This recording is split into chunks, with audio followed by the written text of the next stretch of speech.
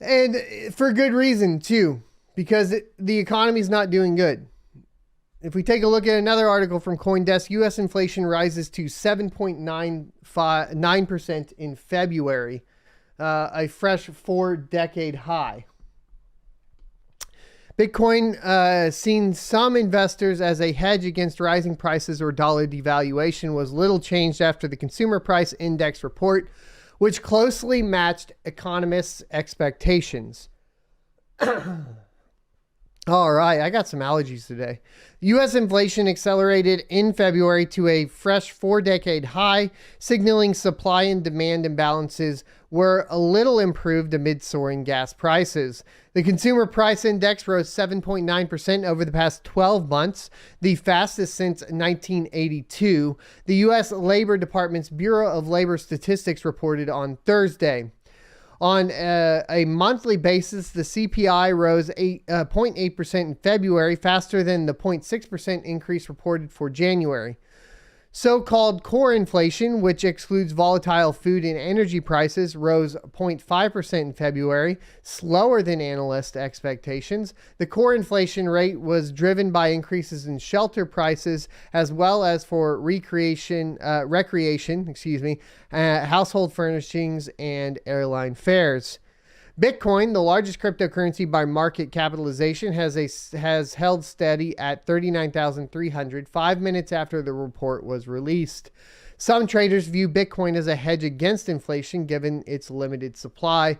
Quote, Bitcoin declined after both a sixth consecutive hot inflation report and hopes collapsed for an immediate diplomatic resolution between Ukraine and Russia, end quote, said Edward Moya, senior market analyst at Oanda. Quote, Bitcoin remains locked into the risk trade and will continue to trade off incremental updates from Ukraine. Gasoline prices rose 6.6% in February, accounting for a third of the monthly increase in overall price index, the Bureau said. Analysts say rising oil prices will push inflation higher and thus push Bitcoin higher. The Food at Home Index jumped a staggering 8.6% since February 2021, the largest yearly increase since 1981, the Labor Department said. Beef rose 16% over the same time period, probably because Bill Gates wants you to be eating Impossible Burger because he's the epitome of physical health and owns 60% of the farmland now in the United States. So, inflation's happening. It's going to get worse. I'm not positive that the market will necessarily see Bitcoin as a hedge against inflation. You know, it's kind of weird. We were wondering how it would react to sanctions, for example, with Russia and whether or not it would be utilized. And in some cases, it looked like, it is being utilized. If you look at the all-time high recently, for the ruble versus Bitcoin, but the ruble's tanking. So on a global stage, as far as the price of Bitcoin globally, the move around sanctions or whatever, and the price of Bitcoin in Russia and the amount that's being purchased there doesn't seem to have necessarily heavily influenced the price of Bitcoin. Now, if we were going to be seeing it as a hedge against inflation, we should be seeing an overall, I guess, increase by the 8%, probably more, because really what we're seeing overall is, that going up higher and higher. That being said, I think that Bitcoin probably saw some of that early on. So I think that the adjustment for Bitcoin already happened for the inflation. And I think that there are a lot of good channels that you can watch. Mine not necessarily the best to analyze, like trade data and charts and so on, because we mainly talk about cryptocurrency mining. Now, we also have a tweet from Elizabeth Warren. This is important to bring to note because this was posted yesterday. And I actually had a buddy that's not really in cryptocurrency, but we had talked, it's an old coworker. We had talked, I guess earlier this week, kind of about what was going on, the dangers of crypto or central bank digital currencies.